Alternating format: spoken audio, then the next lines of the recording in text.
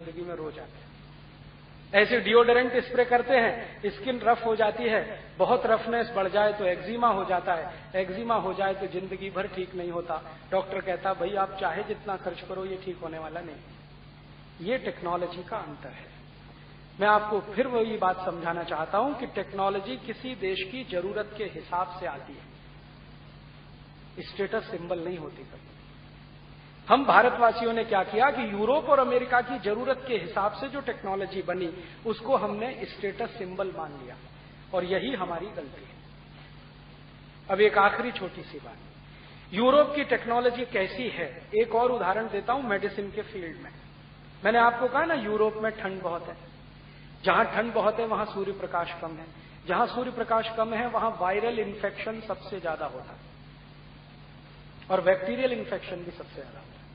ये जो सूर्य की धूप है ना, ये सब तरह के वायरस को मारने की ताकत रखती है। चिलचिलाती धूप में 350 किस्म के वायरस सेकंड्स में मर जाते हैं, लेकिन वही सब वायरस यूरोप में हमेशा जिंदा रहते हैं क्योंकि धूप नहीं है, तो वहां वायरल डिसीजेस बहुत होती है।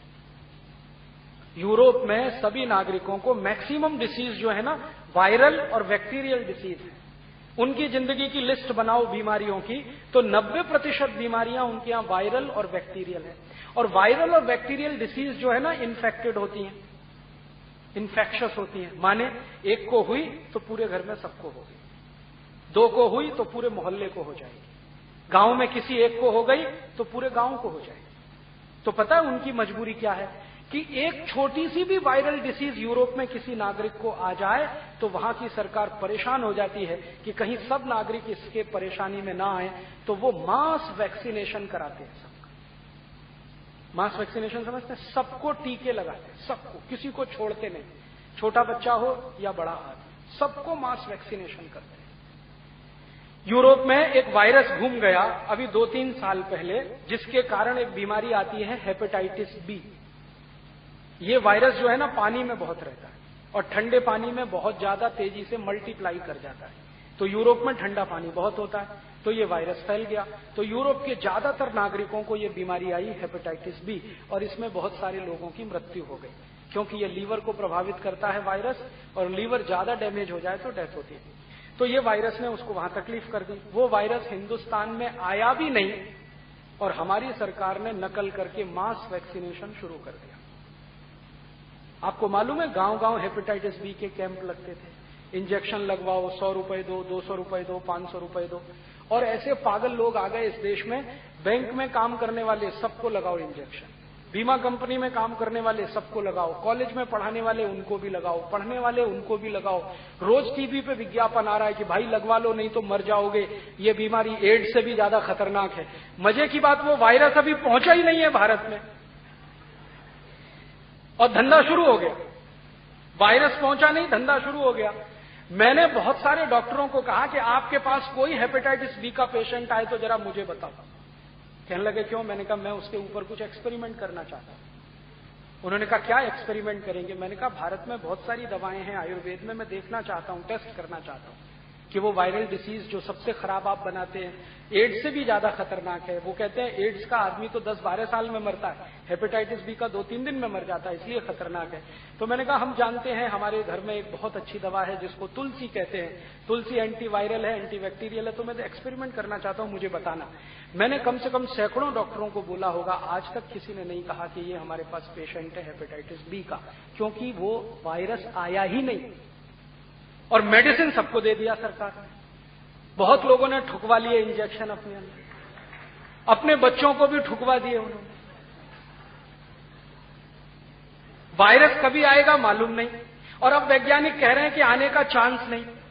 क्यों चांस? इसलिए नहीं कि वो यूरोप से भारत अगर ट्रेवल करे तो 20,000 मील की दूरी है, इतना वो ट्रेवल कर नहीं सकता, बीच में ही मर जाएगा। तो फिर ये तमाशा क्यों फैलाया पूरे देश में? आपने हेपेटाइटिस बी का इंजेक्शन लगाओ, ये करो, ये करो, ये करो।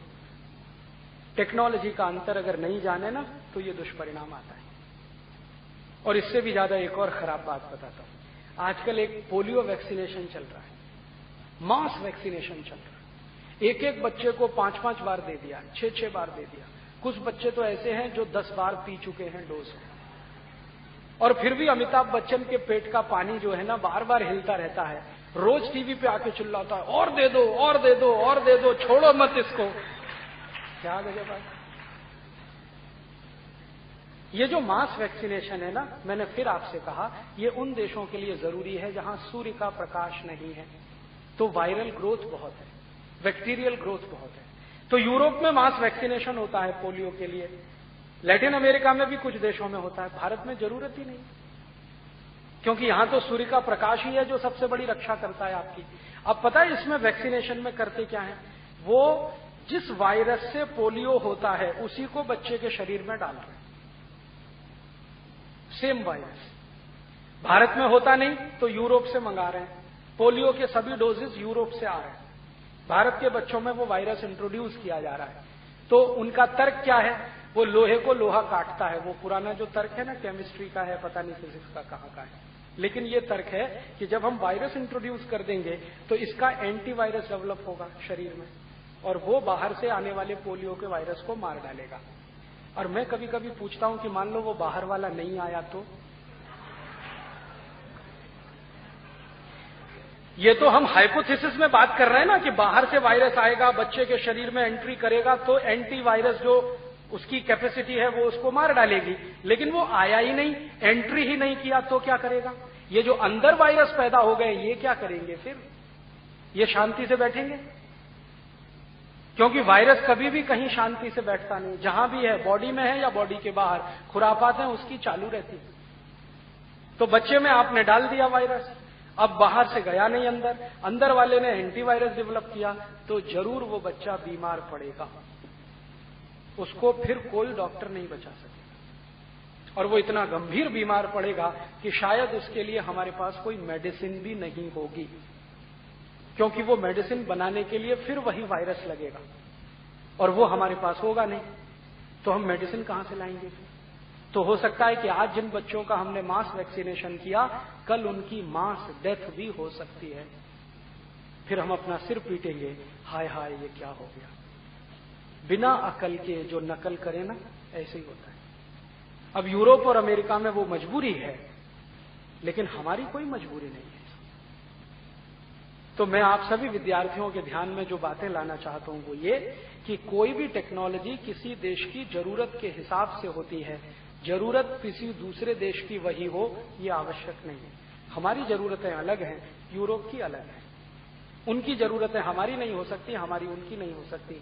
तो जरूरत के हिसाब से जो बने वो टेक्नोलॉजी है, और जो जरूरत के हिसाब से न बने वो सब कचरा है, टेक्नोलॉजी नहीं है। ये ध्यान में रखने की बात है। और आप सब इंजीनियरिंग कॉलेज के विद्यार्थी हैं, तो मैं आपसे ये अपील कर रहा हूं कि आप जब अपनी पढ़ाई पूरी कर लें तो कोई भी टेक्नोलॉजी पर काम करें तो ध्यान रखें वो भारत की जरूरत की है या नहीं। अगर वो टेक्नोलॉजी अपने देश की जरूरत नहीं है तो कभी भी उसको आगे ना बढ़ाएं, और अगर उस देश की जरूरत है तो पूरी ताकत से उसमें लग जाएं, शायद देश का भला हो जाए। अब जैसे एक दो और छोटे उदाहरण देता हूं। आप जानते हैं भारत की सबसे बड़ी समस्याओं में एक है इस समय गरीबी, और गरीबी का कारण है बेरोजगारी, अनएम्प्लॉयमेंट। अब हम ऐसी कोई टेक्नोलॉजी डेवलप करें जिससे अनएम्प्लॉयमेंट बढ़ता हो, बेरोजगारी बढ़ती हो और गरीबी भी बढ़ती हो, तो वो हमारे लिए अभिशाप हो जाएगी टेक्नोलॉजी। आप भविष्य में जब काम करने के लिए तैयार हों तो ऐसी कोई टेक्नोलॉजी का काम न करें जो इस देश में बेरोजगारी और गरीबी बढ़ाती हो। आप टेक्नोलॉजी ऐसी डेवलप करें जो रोजगार पैदा करती हो। आप बोलेंगे जी कैसे समझ में आएगा? एक सरल उदाहरण से समझाता हूं। मान लीजिए एक टेक्सटाइल मशीन बनानी है। आप में से जो मैकेनिकल के होंगे वो इस बात को थोड़ा जल्दी समझेंगे। हमको एक मशीन डिजाइन करनी है, और ऐसी मशीन डिजाइन करनी है जिस पर 1 करोड़ मीटर कपड़ा एक दिन में बने। कल्पना करो, तो वो मशीन कैसी होगी? बहुत मेगा मशीन होगी, लार्ज स्केल की होगी, एनर्जी कंजम्पशन बहुत होगा, इन्वेस्टमेंट उसमें बहुत होगा, कैपिटल इन्वेस्टमेंट बहुत होगा, वगैरह वगैरह। अब वो एक मशीन भीलवाड़ा में चले तो 1 करोड़ मीटर कपड़ा हर दिन में बनाएगी, तो भीलवाड़ा की छोटी मशीनें सब बेकार हो जाएंगी, और अगर वो बेकार हुई तो उन पे काम करने वाले लोग बेकार हो जाएंगे, क्योंकि एक ही मशीन एक दिन में इतना कपड़ा बना देगी जितनी 100 मशीनें बना रही हैं। तो वो 100 मशीनें तो आउटडेटेड हो गई, एक मशीन प्रोमिनेंट है। अब वो मशीन भारत के हर उस शहर में लग जाए जहां कपड़ा बनता है तो लाखों लोग बेरोजगार हो गए। आपने एक मशीन डिजाइन करके दे दिया देश को जिसने लाखों लोगों को जॉबलेस कर दिया। अब आप पीठ थपथपाएंगे कि हमने तो बड़ा भारी काम किया टेक्नोलॉजी के फील्ड में। तो फिर आपको क्या करना चाहिए? कोशिश आपको ये करनी चाहिए कि छोटी छोटी मशीन डिजाइन करें, और इतनी छोटी मशीन डिजाइन करें जो एक दिन में 1000 मीटर कपड़ा बनाए, 500 मीटर कपड़ा बनाए, ताकि एक ही गांव में 10 मशीनें लगें, 20 मशीनें लगें, ताकि ज्यादा लोगों को उस पर रोजगार मिले। अंतिम लक्ष्य तो कपड़ा ही बनाना है ना। अब ये चॉइस हमारी है कि हम बड़ी मशीन पे बनाते हैं या छोटी मशीन पे।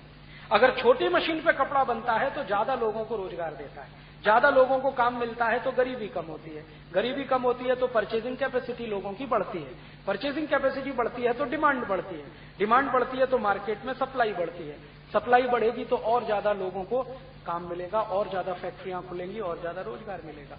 तो हम कोई ऐसी मशीन डिजाइन करें जो छोटी हो, मिनिस्क्यूल लेवल पे काम करे और वो ज्यादा लोगों को रोजगार दे।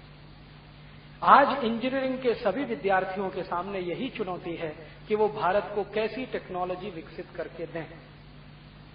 छोटी छोटी टेक्नोलॉजी में अगर हम जाएंगे तो शायद इस देश का ज्यादा भला कर पाएंगे। हमारे जो राष्ट्रपति हैं ना, आजकल बहुत बहुत चिल्लाते रहते हैं, भाई नैनो टेक्नोलॉजी पे काम करो, नैनो टेक्नोलॉजी पे काम करो, नैनो टेक्नोलॉजी। नैनो टेक्नोलॉजी माने मिनिस्क्यूल लेवल की टेक्नोलॉजी। और राष्ट्रपति बार बार कह रहे हैं कि 21st सेंचुरी में तो यही टिकने वाली है नैनो टेक्नोलॉजी। ये बड़ी टेक्नोलॉजी वाले तो सब डूबने वाले हैं, क्योंकि इसमें इन्वेस्टमेंट ज्यादा है, खर्चा बहुत है, एनर्जी कंजम्पशन बहुत है, वगैरह वगैरह। और नैनो टेक्नोलॉजी में खर्चा बहुत कम है, एनर्जी कंजम्पशन बहुत कम है, और वातावरण के काफी कुछ अनुकूल है। और हमारे राष्ट्रपति बार बार कहते हैं कि भारत को सन 2020 तक विकसित देश बनाना है, तो उसका रास्ता तो यही है कि हम small scale technology, nano technology पर काम करें। तो आपको जिस इंजीनियरिंग फील्ड में काम करने का मौका मिले, भविष्य में ये जरूर याद रखना कि हम ऐसी टेक्नोलॉजी को बनाएं जो ज्यादा रोजगार दे, ज्यादा लोगों को काम पे लगाए। जो देशों ने अपने लोगों को काम दे दिया, बेरोजगारी को खत्म कर दिया, उसी देश की ग्रोथ रेट हो पाती है रियल, जैसे चीन ने किया। चीन एक ऐसा देश है जिसने अपने देश में एक सिद्धांत बनाया, मास प्रोडक्शन नहीं, प्रोडक्शन बाय मासेस। उत्पादन तो बहुत करना है, लेकिन अधिक लोगों की मदद से। थोड़े लोगों की मदद से उत्पादन करेंगे, थोड़े लोगों की गरीबी दूर होगी। ज्यादा लोगों की मदद से उत्पादन करेंगे, ज्यादा लोगों को रोजगार मिलेगा। और आप ध्यान रखिए, आप भी बेरोजगार हैं और आप सभी को रोजगार की जरूरत है। तो आप अपने हाथों से कोई ऐसा काम ना करें जिससे आपके ही पैर कट जाए। कोई ऐसी टेक्नोलॉजी डेवलप करने में ना अपना समय खर्च करें जिसमें आपका भी रोजगार खत्म हो जाए। यूरोप और अमेरिका की तो दूसरी प्रॉब्लम है, उन्होंने ये जो हाई स्केल टेक्नोलॉजी बनाई है, मेगा प्रोजेक्ट्स लाए हैं, बड़ी मशीनें लाई हैं, क्योंकि उनके पास काम करने वाले लोग नहीं है, क्योंकि पॉपुलेशन बहुत कम है और पॉपुलेशन का ग्रोथ रेट तो और भी कम है। यूरोप में कुछ देश तो ऐसे हैं जैसे डेनमार्क, नॉर्वे आदि आदि, वहां 100 आदमी मर जाते हैं तो एक ही पैदा होता है। उनके यहां हमेशा 99 की कमी रहती है। इसलिए वहां की सरकार रोज अभियान चलाती है, ज्यादा बच्चे पैदा करो, ज्यादा बच्चे पैदा करो। फ्रांस में तो एक बच्चा ज्यादा होने पर 4000 फ्रैंक का पुरस्कार मिलता है। 4000 फ्रैंक आप समझते हैं? आज के भारत के 56 रुपए के बराबर। 4000 में 56 का गुणा करो, इतना इनाम मिलता है अगर एक ज्यादा बच्चा पैदा करें। और तीसरा हो गया तो प्रमोशन मिल जाता है। अगर आप क्लर्क हैं तो सुपरिंटेंडेंट बना दिए जाएंगे, सुपरिंटेंडेंट हैं तो आपको इंचार्ज बना दिया जाएगा। वो लगे हैं इस बात में क्योंकि वो कहते हैं कि हमारी जनसंख्या बहुत कम है, इसलिए उनको टेक्नोलॉजी ऐसी बनानी पड़ती है जो कम लोगों को काम पे लगा सके। हमारे यहाँ जनसंख्या बहुत है, इसलिए हम ऐसी टेक्नोलॉजी डेवलप करें जो ज्यादा लोगों को काम दे सके। ये मेरा आपसे विनती है। और चलते चलते एक आखिरी बात, जहां से व्याख्यान मैंने शुरू किया था कि आज भारत देश के वंदे मातरम गान का 100वां वर्ष है। हालांकि 100वां वर्ष तो 1975 में होना चाहिए, लेकिन सरकार ने माना कि हम मानेंगे 1905 और 6 से, तो चलो ठीक है 2005-2006। अब अगले साल भर तक वंदे मातरम का शताब्दी वर्ष मनाया जाएगा। वंदे मातरम गान मैंने बताया किस उद्देश्य के लिए आया था, बंगाल का विभाजन रोकने के लिए।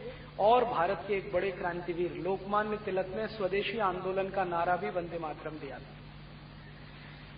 लोकमान्य तिलक ने स्वदेशी आंदोलन शुरू किया था बंगाल के विभाजन के विरोध में, और उस वंदे मातरम ने पूरे देश में एक लहर पैदा की थी। गांव-गांव लोगों ने अंग्रेजी कपड़े जला दिए थे, अंग्रेजी सामान बहिष्कार किया था। अंग्रेजों की हर चीज घर में से निकाल कर फेंको तो अंग्रेज सरकार यहां से जाएगी। ये बात जब लोकमान्य तिलक ने समझाई तो सबने मान लिया था। तो ये सन 2006 है ना, ये वंदे मातरम का शताब्दी वर्ष है और स्वदेशी आंदोलन का भी शताब्दी वर्ष है। अब ये शताब्दी वर्ष में वंदे मातरम की इज्जत हम बनाए रखें, सम्मान बनाए रखें, तो उसके लिए अपने जीवन में कुछ ऐसे काम करें जो उन क्रांतिकारियों ने किए जिन्होंने वंदे मातरम को अपना गाना बनाया। तो मैं कहना यह चाहता हूं कि 1905 और 6 में वंदे मातरम और स्वदेशी की जितनी जरूरत थी 2005 और 6 में भी उतनी ही जरूरत है। 1905 और 6 में ये वंदे मातरम और स्वदेशी आंदोलन आया था ईस्ट इंडिया कंपनी के खिलाफ। आज हमारे भारत में सन 2006 है, 4,500 विदेशी कंपनियां आ चुकी हैं। फिर से इस स्वदेशी आंदोलन की जरूरत है। 4,500 जो विदेशी कंपनियां आई हैं, पहले एक ईस्ट इंडिया कंपनी थी, अब 4,500। इन विदेशी कंपनियों ने हमारे देश को वैसे ही लूटना शुरू किया है जैसे ईस्ट इंडिया कंपनी लूटती थी। ईस्ट इंडिया कंपनी क्या करती थी, सामान भारत में बेचती थी, मुनाफा लेके इंग्लैंड जाती। आज ये विदेशी कंपनियां हैं, वो भी भारत में सामान बेचती हैं, मुनाफा लेके अपने देश में जाती हैं। हमारे देश का लाखों करोड़ों रुपए विदेश जा रहा है।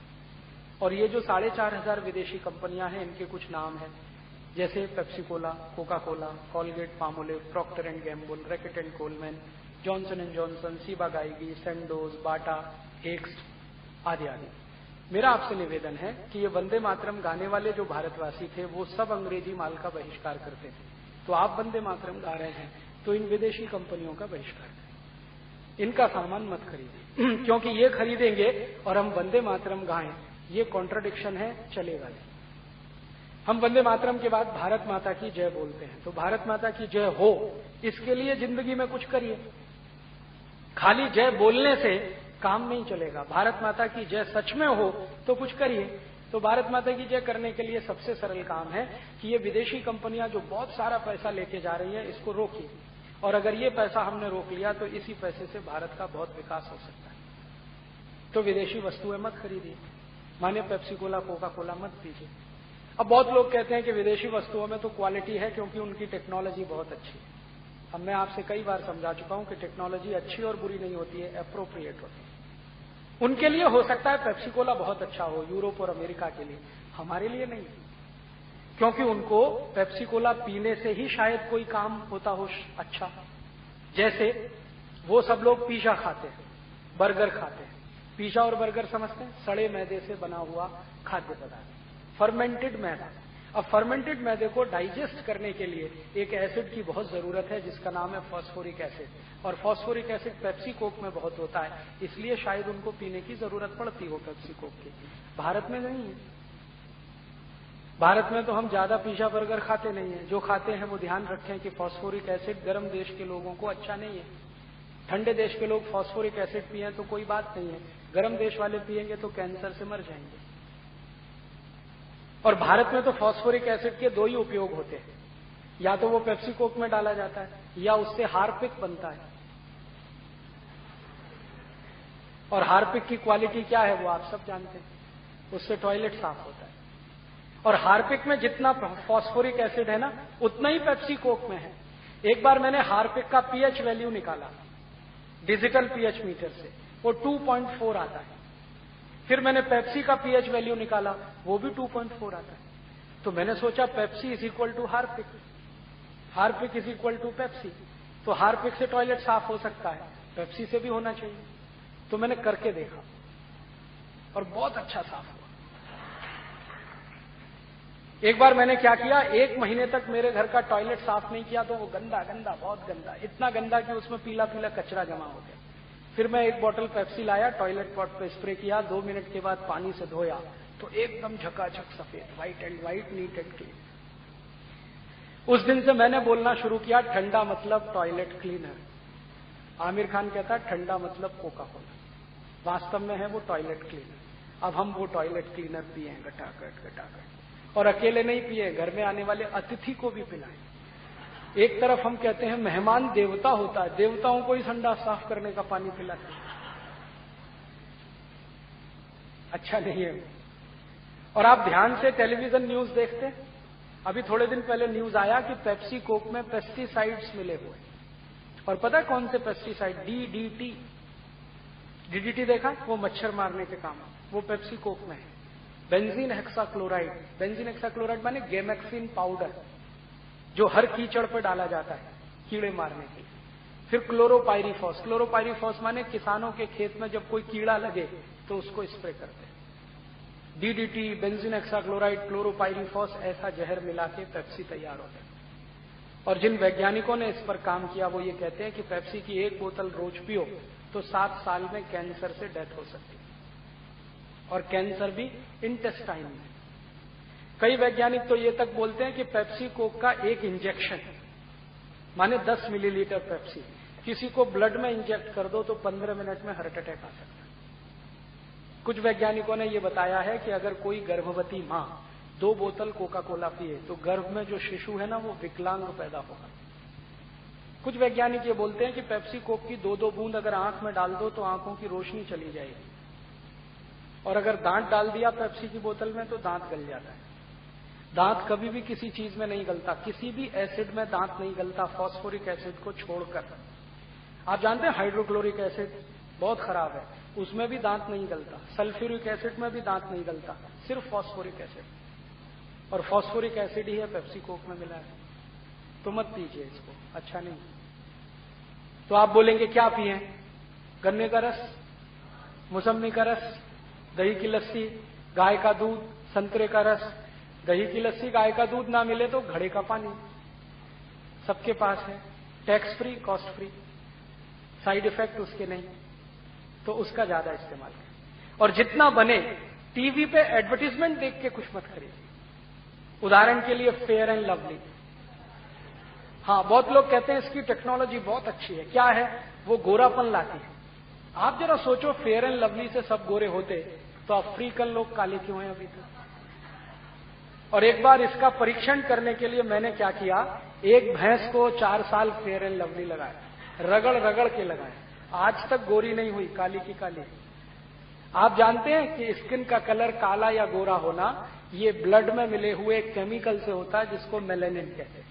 और मेलेनिन जो है ना डीएनए से फिक्स होता है, और डीएनए माता पिता से फिक्स होता है। इसलिए कोई स्किन अपनी चेंज नहीं कर सकता कभी भी। लाइफ में कोई काम करिए स्किन कलर चेंज नहीं होगा, कोई टेक्नोलॉजी नहीं है दुनिया में। ये जो फेयर एंड लवली है ना, इसके खिलाफ हमने केस किया हुआ है। मेरा एक दोस्त था जो मेरे साथ इंजीनियरिंग में पढ़ता था, हम हॉस्टल में साथ में रहते थे। वो तमिल लोग कितने काले होते हैं आप सब जानते हैं, उल्टा तवा रख दो इतने काले होते हैं। तो वो भी ऐसा ही है। और वो जितने साल मेरे साथ रहा, 7 साल हम हॉस्टल में रहे, रोज फेयर एंड लवली रगड़ता था, दिन में 3-3 बार। मैंने कहा भाई अभी तुमको 7 साल हो गए, कब बंद करोगे इसको? उसने कहा गोरापन नहीं आ रहा है। मैंने कहा 70 साल में भी नहीं आएगा। तो उसने कहा यार मेरे घर में भी यही समस्या है, वो भी सब रगड़ते हैं, वो भी गोरे नहीं हो रहे हैं। तो मैंने कहा कितने दिन और वेट करोगे? तो एक दिन उसको लगा कि अब बंद करना है। मैंने कहा पहले केस करो इसके खिलाफ।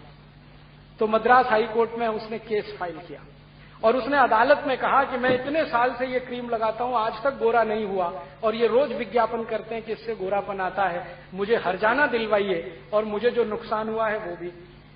बहुत इंटरेस्टिंग केस था। अदालत ने नोटिस इशू किया, कंपनी के अधिकारी आए, उनको पूछा गया कि आप इसमें क्या केमिकल मिलाते हैं जो काले रंग को गोरा बनाए? तो उन्होंने कहा इसमें कुछ केमिकल नहीं है, ये सिंपल क्रीम है। तो फिर आप ऐसा क्यों विज्ञापन करते हैं? तो उनका भारत सरकार ने हमको लाइसेंस दिया है झूठ बोलने का, तो हम बोल रहे हैं। तो अदालत ने उनके खिलाफ फैसला सुनाया, तो पूरे तमिलनाडु में फेयर एंड लवली बंद हो गया। अब वो विज्ञापन करते हैं अखबार में, तो कहते हैं Fair and Lovely not for sale in Tamil Nadu, लेकिन वो भीलवाड़ा में बिकता है, और हम में से बहुत लोग रगड़ रगड़ के लगाते हैं, और फिर सोचते हैं हम बहुत स्मार्ट हैं। स्मार्टनेस क्रीम से नहीं आती, पाउडर से भी नहीं आती। स्मार्टनेस गुण, कर्म और स्वभाव से आती है। आपके गुण अच्छे करिए, कर्म अच्छा बनाइए, आप बहुत स्मार्ट हो जाए। ये कॉस्मेटिक्स इस्तेमाल मत करिए, और फालतू ये जो टूथपेस्ट वगैरह के विज्ञापन आते हैं, कॉलगेट वगैरह, ये भी मत करिए, क्योंकि कॉलगेट के बारे में आप एक सच्चाई नहीं जानते। दुनिया में सबसे बड़ी अमेरिकन इंस्टीट्यूशन है FDA, food and drug administration. वो कॉलगेट के रैपर पे अमेरिका में वार्निंग प्रिंट करते हैं, it is injurious to health. और कॉलगेट के बारे में जो वार्निंग प्रिंट होती है वो ऐसे होती है, please keep out this Colgate from the reach of the children below 6 years। माने इस टूथपेस्ट को 6 साल से कम उम्र के बच्चों को मत दो। फिर in case of accidental injection contact immediately poison control centre. माने गलती से बच्चे ने ले लिया तो हॉस्पिटल लेके जाओ उसको। If you are adult then take the paste on your brush only in pea size at your own risk. आप अगर बड़े आदमी हैं तो बहुत थोड़ी मात्रा में ब्रश पर पेस्ट लगाओ और अपनी जिम्मेदारी पे लगाओ, सरकार जिम्मेदार नहीं, अगर मरते हो तो मर जाओ। और ये वार्निंग वो प्रिंट करते हैं क्योंकि कॉलगेट कैंसरस है। और सभी डेंटिस्ट कहते हैं कि सिर्फ कॉलगेट ही नहीं, मैक्सिमम टूथपेस्ट कैंसरस है, क्योंकि सभी टूथपेस्ट में सोडियम लॉरेल सल्फेट मिलाया हुआ है, जिसकी मात्रा मैंने आपको बताई। 1 लीटर खून में 0.05 मिलीग्राम अगर SLS है तो कैंसर।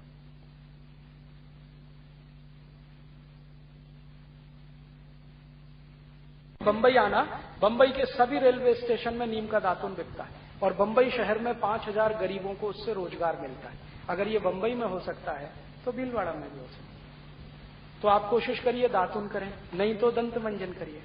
और आजकल ये चिकनगुनिया फैला हुआ है ना, आयुर्वेद में ये कहा गया है कि जो व्यक्ति भी नीम का रस पी सके उनको चिकनगुनिया होने की कोई संभावना नहीं। और आयुर्वेद की सबसे अच्छी दवा चिकनगुनिया की नीम के रस से ही बनती है, इतना ताकतवर है। तो नीम का दातुन करिए, चिकनगुनिया जैसी बीमारियां नहीं आएंगी, दांत भी साफ हो जाएंगे।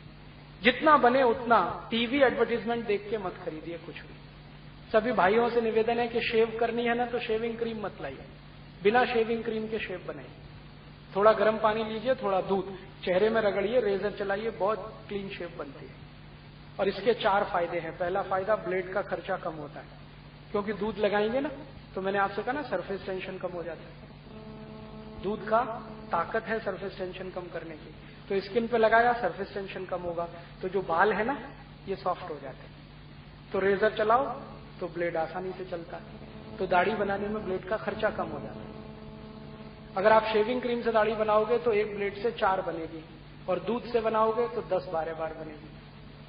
और दूध चूंकि सरफेस टेंशन कम करता है तो डस्ट पार्टिकल भी बाहर निकलेंगे, तो स्किन आपकी एकदम साफ रहेगी, आपका चेहरा चमकेगा, आप सब फोकट में स्मार्ट बन जाएंगे। कल से ही मिल्क शेविंग शुरू कर दो। फिर आप कहोगे जी मिल्क नहीं है तो दही ले लो, दही से दाढ़ी बनाओ। और दही से जो मक्खन निकालते हैं ना मठा बना के, उससे तो सुपर बेस्ट क्वालिटी शेव होती है। और कोई सैलून में जाओ ना तो उससे भी कहो मिल्क शेविंग करो, दूध से दाढ़ी बनाओ, तो ये फैशन हो जाएगी। तो अब तक तो हम दूध से नहाते थे, अब दूध से दाढ़ी भी बनाएंगे। दूध की बिक्री बढ़ेगी, मुनाफा किसानों को मिलेगा, किसानों की आमदनी बढ़ेगी, देश भी अमीर हो जाएगा। तो ऐसे छोटे छोटे कुछ काम करो। यही काम कभी भगत सिंह ने किए थे, कभी चंद्रशेखर ने किए थे, कभी लोकमान्य तिलक ने किया था, स्वदेशी आंदोलन चलाया था और तब वंदे मातरम गाया था। मेरा भी आप सबसे कहना है कि आप भी स्वदेशी आंदोलन की भावना को अपने जीवन में जिंदा रखो, तो ये वंदे मातरम गाना बहुत सार्थक होगा। जितना बने अपने जीवन में एक संकल्प रखो, बी इंडियन बाय इंडियन। अगर आप अपने जीवन में ये संकल्प लेके आगे बढ़े तो मुझे लगता है कि बहुत लाभ आपको होगा, देश को होगा। और भारतीय बने तो भारतीय बनने के 5 आधार हैं। जितना बने भारतीय वस्तुओं का उपयोग, ये पहला आधार। जितना बन सके भारतीय भोजन खाना, माने विदेशी भोजन नहीं खाना, क्योंकि वो हमारे अनुकूल नहीं है, उसकी टेक्नोलॉजी हमारे काम की नहीं। माने pizza, burger, hot dog, cold dog नहीं खाना। नाम भी विचित्र है, हॉट डॉग गरम कुत्ता, कोल्ड डॉग ठंडा कुत्ता, वो सब खाना अपने काम का नहीं है, तो ये नहीं खाना। फिर आप बोलेंगे भारत का खाना बहुत अच्छा है, हमारे यहाँ इतने सारे अच्छे अच्छे भोजन है। दक्षिण भारत का खाओ तो दक्षिण का, उत्तर का खाओ उत्तर का, पश्चिम का खाओ, हर एरिया का भोजन विशिष्ट है। तो भारतवासियों को ये पिज्जा बर्गर नहीं। तो भारतीय भोजन करो, भारतीय वस्तुओं का उपयोग, और भारतीय भाषा का उपयोग करो। ज्यादा विदेशी भाषा का प्रयोग मत करो, कम से कम आपस में बातचीत करें ना तो मातृभाषा में करो। आपकी कक्षाओं में आप पढ़ते हो अंग्रेजी में पढ़ाया जाता है, वो आपकी मजबूरी है, क्योंकि भारत में अभी तक सिलेबस हिंदी में नहीं बना। जिस दिन बन जाएगा तो हिंदी में भी पढ़ाएंगे। मैंने तो देखा है फ्रांस के सभी इंजीनियरिंग कॉलेज में फ्रेंच में ही पढ़ाते हैं, जर्मनी में जर्मन में पढ़ाते हैं, चीन में चाइनीज में पढ़ाते हैं।